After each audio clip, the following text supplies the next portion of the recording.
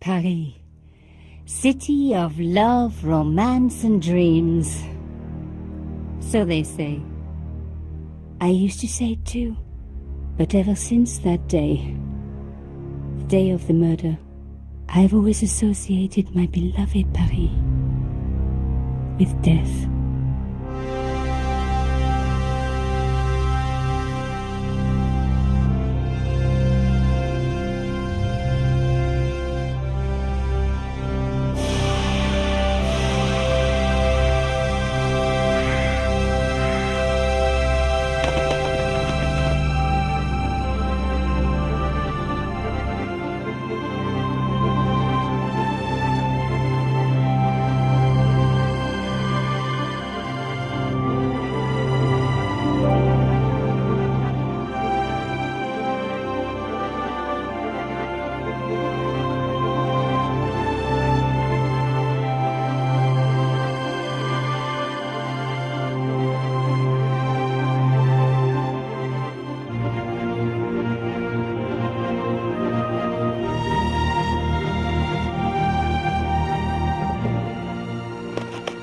I was at home having a bath when my editor called. Collard, get your ass over to the Palais Royale now. You got an interview. With Pierre Carchon. Yes, the Pierre Carchon.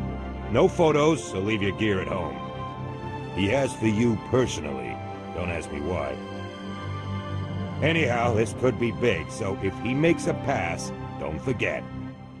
Just smile, say yes, and keep taking notes. So charming and so very apt.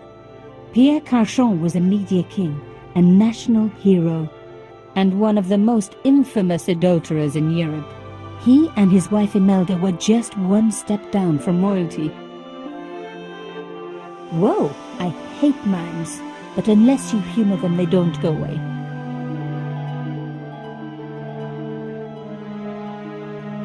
Here I was, the palace of the Media King and the Ice Queen.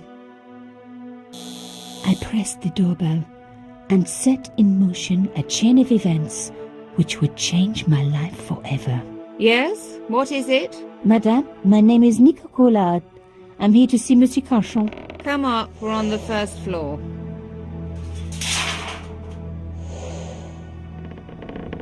Madame Carchon, it's a pleasure to meet you. Yes, I'm sure. The Ice Queen was certainly living up to her reputation.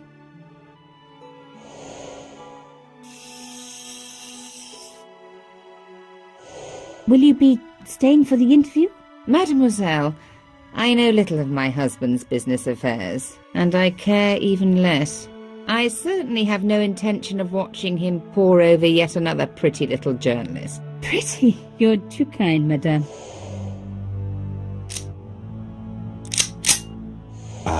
The talented and very beautiful Mademoiselle Collard.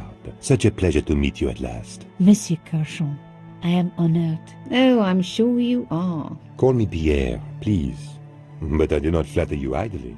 I was a friend of your father. He was a great man. My father, he never mentioned. He and I were very close. And then his death. So tragic. I must...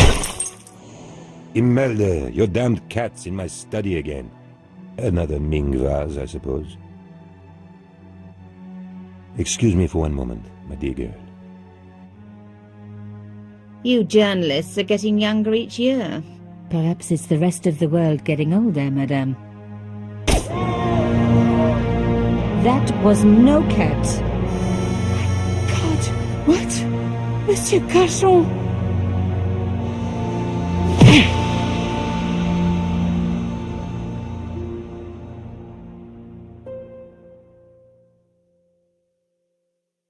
He's dead. I must call the police. You'd better stay here. There was a man. It was the mime. Do you think he... Well, I believe we can rule out suicide, don't you? No wonder they called her the Ice Queen. She would have been top of my list of suspects if I hadn't seen the attacker myself. And if I hadn't come across a couple of murders just like this already. One of the most important men in Europe murdered And here was I, Nico Coulard, alone at the scene of the crime. Should I wait for the cops? Or start my own investigation? It was a no-brainer.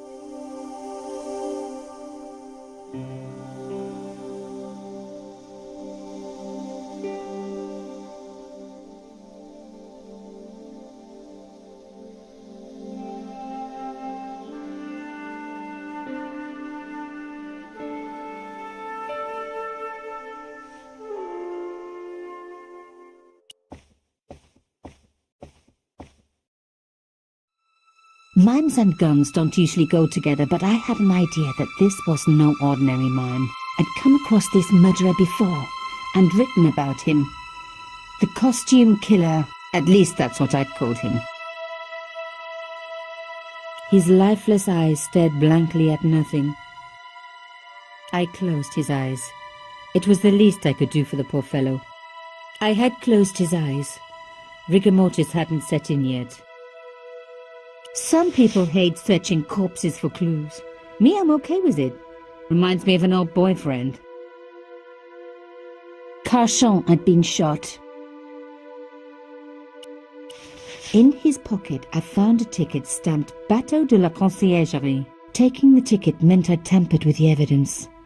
There was no going back now.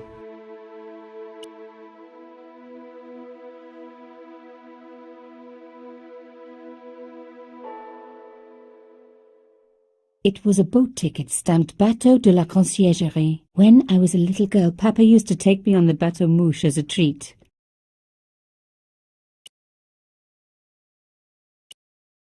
It was one of my hair clips. My favorite, in fact. It must have fallen when I was knocked down. I opened his eyes. Best to leave the crime scene as I found it.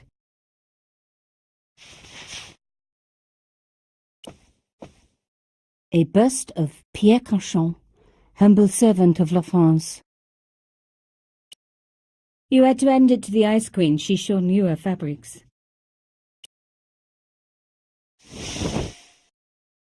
A small round piece of glass had been cut out of the pane. This was a professional job. Your original 18th century high-security window handle. This was the work of the mime. Unless the cat was in on it too. The mime had broken the window to gain entry. I didn't want to cut myself and leave blood on the glass. Call me old-fashioned, but I like to keep my DNA to myself. Not a good idea to touch the broken glass.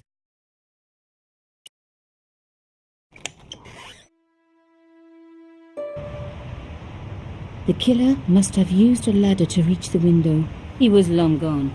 Guess he folded that ladder up, popped it in his pocket and took it with him.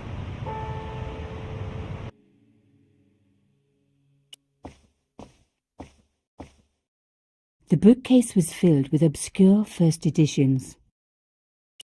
It contained rows of titles I didn't recognize. Programming the Z80 by Rodney Zacks. Ah, the romance, the drama, the great classic novels had a lot to learn.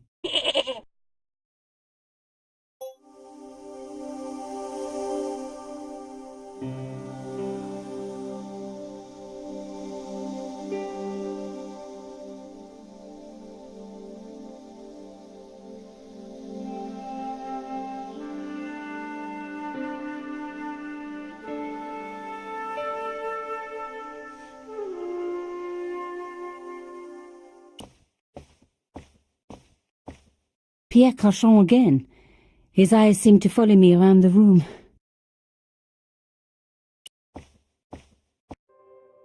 The police could turn up at any minute. Somewhere there were clues to the murder, and I needed to find them.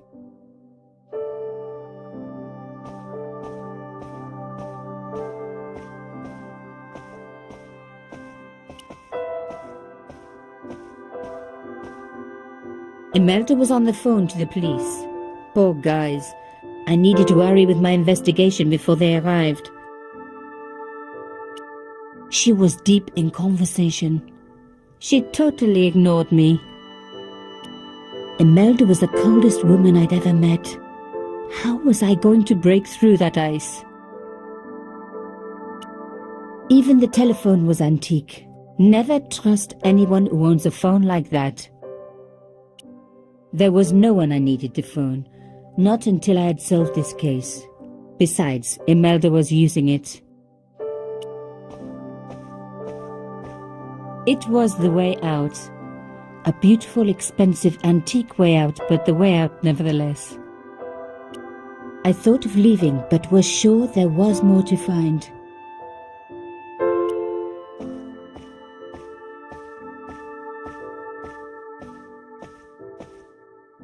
A medieval pageant. Original, no doubt. The tapestry must have cost a fortune. A Louis XIV table with an antique cloth. Imelda had taste. But hey, with a husband that rich, taste is easy. A beautiful cloth had been draped over the table. It was embroidered with an unusual cross. I reckoned that cloth might just turn out to be useful. The cloth was embroidered with an unusual symbol. There was a tiny hole in the tabletop. Part of the inlay had been chipped away. Even my fingernail wouldn't fit into such a small hole. Aha! Nico, you are just so damn good at this stuff. A key had been hidden in a secret compartment. A modern key. Instead of comforting Imelda, I was ransacking her flat. Why? Because there was something going on here, and I had to get answers before the cops arrived. And hey, she'd been rude to me, so she had it coming. A key. Maybe a safe key.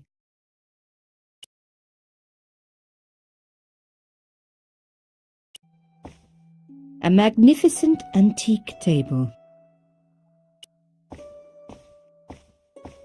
Imelda had talent, but I certainly wasn't going to tell her that. It was a tube of acrylic paint, French ultramarine. Just the color I was after for my bathroom. I'm sorry, I have to go. Someone is... Young lady, what are you doing? Oh, this paint. It's my favorite color. For God's sake, keep the damn stuff. The tube of paint from Imelda's easel, French ultramarine.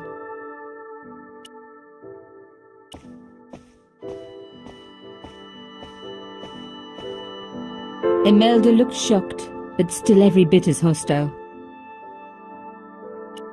Excuse me, madame. Yes? The last thing she needed to talk about was paint. I am so sorry for your loss, madame. No, you're not. You're a journalist. Journalists don't feel sorry. Not true. We shall see.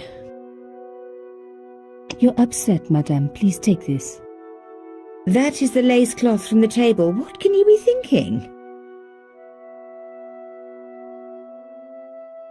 Would you like to see my favorite hair clip? What a ridiculous question. Of course not. Huh. Another time, I guess. Why did your husband send for me? What did he want to discuss? I have no idea. His business was his business. He never told you anything? No, and frankly, I preferred it that way. How did your husband know my father? I have no idea. You didn't know him? Thierry Coulard? Pierre knew a lot of people I didn't know, most of them women. So, her husband took secret boat trips. Did she really need to see the ticket?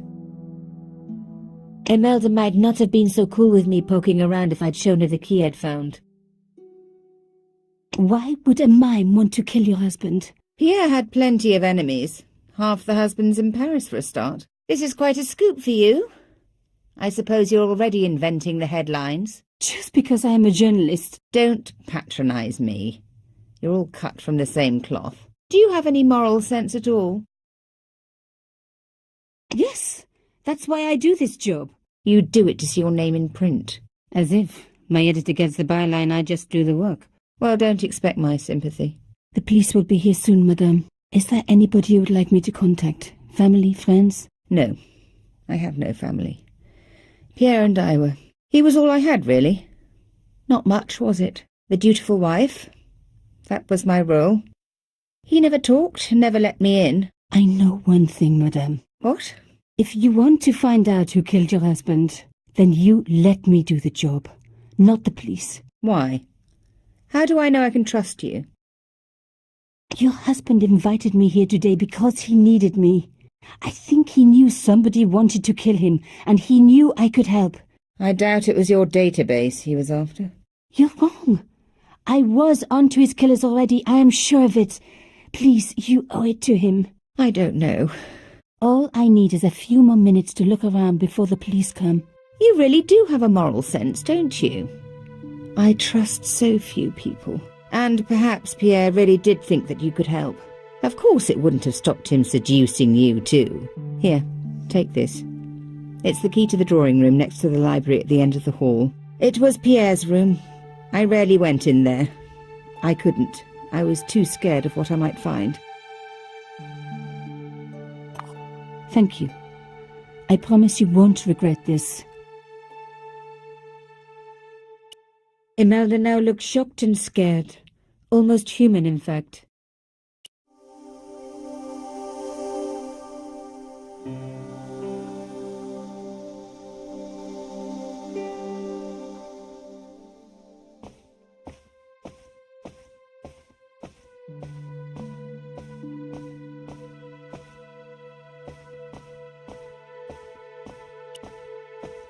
A fine Baroque door. It would look great in my apartment. The door was locked. It was the drawing room key. Now we were getting somewhere.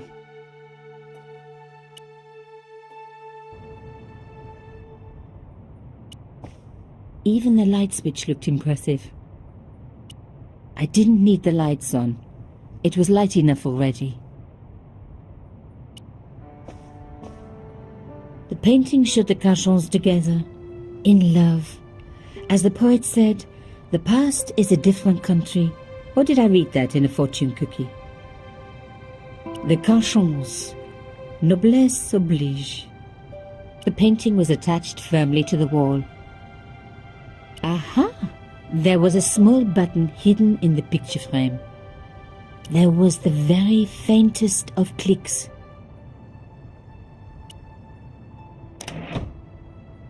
Behind the picture was a safe. The safe looked pretty secure. The safe was locked. I needed the key.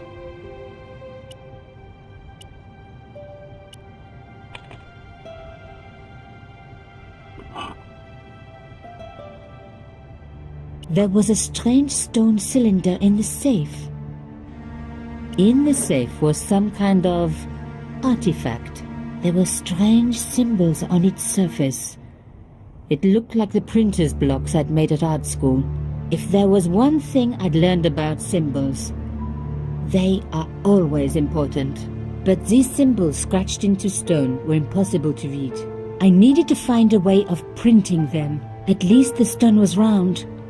But what could I use for ink? And what could I print on? Sure, I was stealing, but I knew Imelda didn't know about the artifact, and Cachon was past caring.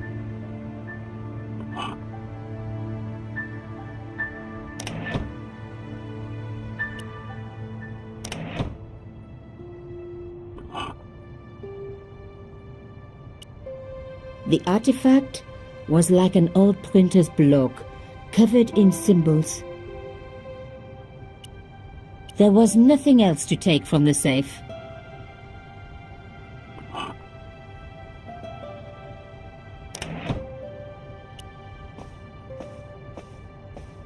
The sofa was antique.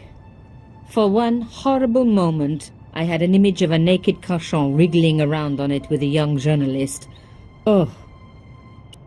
This wasn't the time for me to lie on this sofa doing my Marie Antoinette impression, though it is very popular at parties, especially with gay guys. Don't ask me why.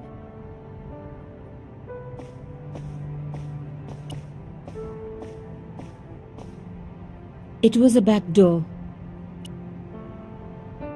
Locked, not surprising, really. It didn't work, but I guess it would have been surprising if it had. As expected, the desk was yet another priceless antique. Yawn. The blotter and in tray had clearly been placed with mathematical precision.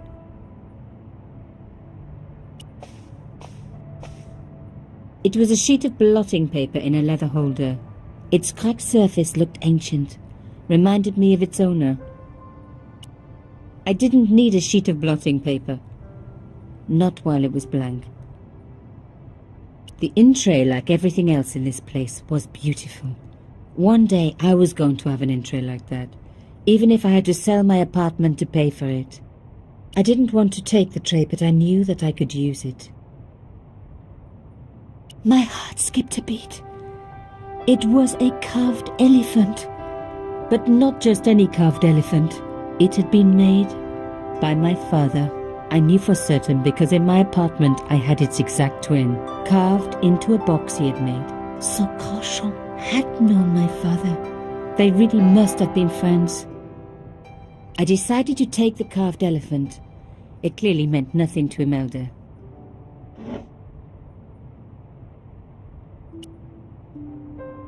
It was the beautiful elephant my father had carved.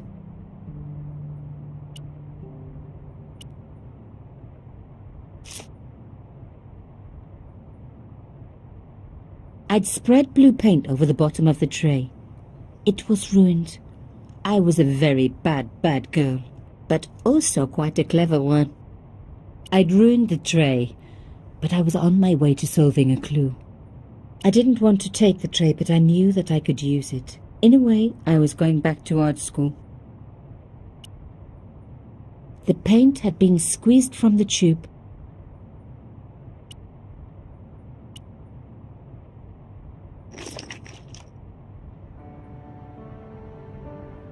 I rolled the artifact in the paint until it was completely coated. An antique tray with paint spread all over it. Not a lot I could do with that. There were still some traces of paint in the tray. It would never be the same again. The cylinder was covered in the blue paint. I needed to work out what to do before the paint dried.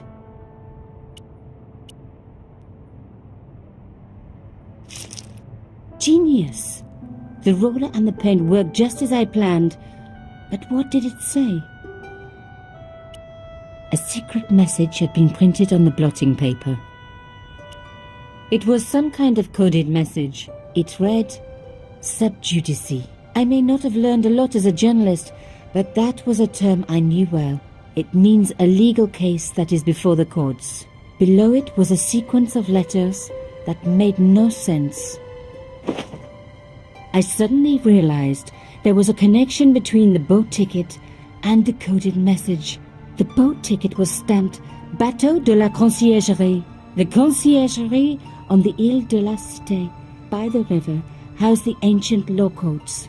So, sub judice could in this case mean literally under the law courts, below the conciergerie. I was pretty sure I'd found all I could here. And besides, all this opulence was making me pine for my regular life of poverty. This was a huge story. It was also one heck of a puzzle with a lot of pieces missing. But I was going to crack it. And if I could just remember the name of that fancy prize you get for being an ace journalist, I was definitely going to win it this time.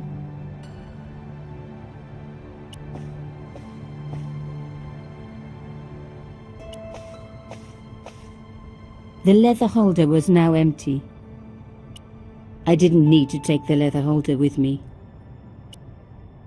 Rolling out the painted cylinder had given me a print of a secret message. It read, Sub Judice.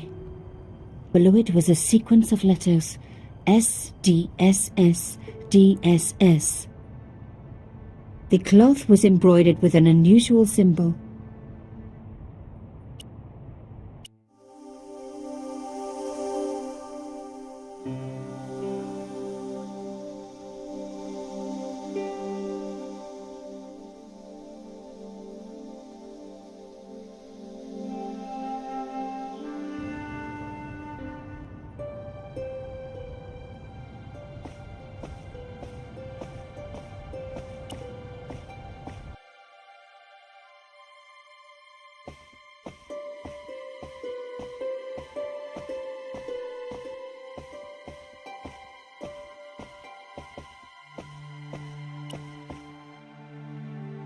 Did you find anything useful?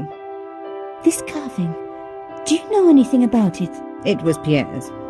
What does the statue have to do with... Please, I need to know. He was given it by a friend, something to do with Africa. He never explained any more. No, but I think it was important to him, always on display. Why? It was carved by my father. Oh, I see. I didn't know. Imelda, I will do everything I can to find the killer. Thank you, my dear. And if the police ask... Don't worry. You were never here. Sub Judice was the key. I was going to have to find a way under the conciergerie. I decided to head straight for the quayside on the Ile de la Cité. If there was a way of getting under the conciergerie, it would have to be from there.